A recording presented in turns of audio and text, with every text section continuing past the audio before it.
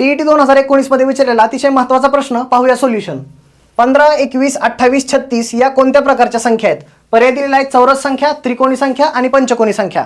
तर या ज्या संख्या आहेत या त्रिकोणी संख्या आहेत. तर ते कशाहून बघा, त्रिकोणी संख्याचा एक फॉर्म असतो n × n+1 / 2. इथे जर आपण n च्या ठिकाणी 1 ठेवलं तर काय येईल? 1 × 2 / 2 बरोबर 1. तर 1 ही पहिली त्रिकोणी संख्या आहे. बघा n च्या ठिकाणी जर आपण 2 ठेवलं तर काय येईल? 2 × 2 + 1 छेद 2. 2 ला 2 कट झालं म्हणजे 3. ही दुसरी त्रिकोणी संख्या आहे. तर या कशाहून बनतात बघा, 3 ला आपण कसं डॉटच्या रूपात कसं दर्शवू शकतो? एक इथं डॉट दिला, त्याच्यानंतर इथे एक डॉट आणि इथे एक डॉट. तर ही त्रिकोण फॉर्म करते, त्याच्यामुळे त्याला त्रिकोणी संख्या म्हणतात. तर खालचे जे डॉट असतात ते त्रिकोणी संख्येचा पाया असतात. म्हणजेच 3 या त्रिकोणी संख्येचा पाया किती आहे?